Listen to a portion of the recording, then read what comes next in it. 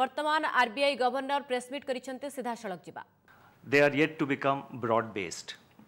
The favorable macroeconomic configuration that is evolving underscores the need to act now when it is most opportune. In pursuance of the provisions of the Reserve Bank of India Act as amended in 2016, it is vital to act decisively and in a timely manner to address the objective of growth once the objective of price stability as defined in the Act is achieved.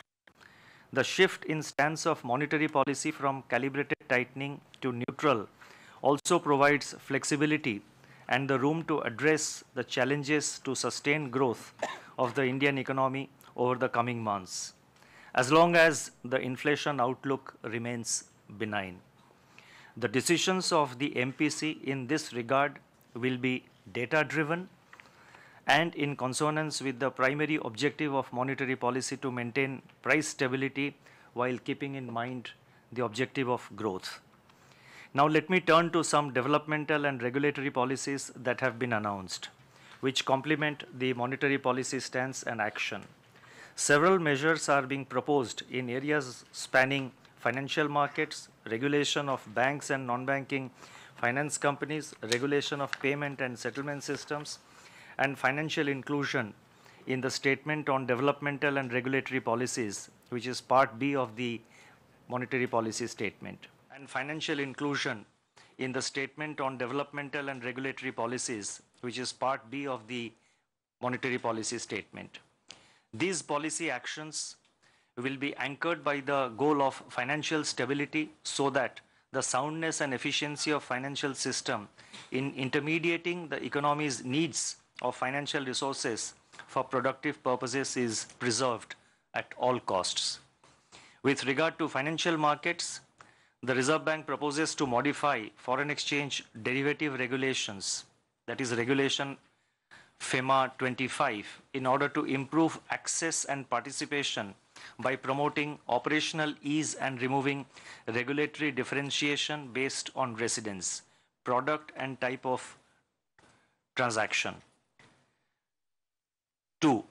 A task force on offshore rupee markets will assess the causes underlying the growth of this market and recommend measures to encourage non-residents to access the domestic market. 3.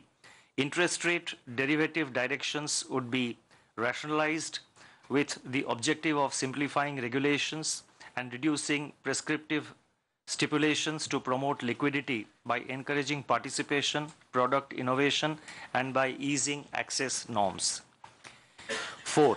A draft regulation of financial benchmarks is proposed, which is based on the practices recommended by international standard-setting bodies and lays down governance, quality, and accountability standards for administrators of significant benchmarks in the markets regulated by the Reserve Bank. 5.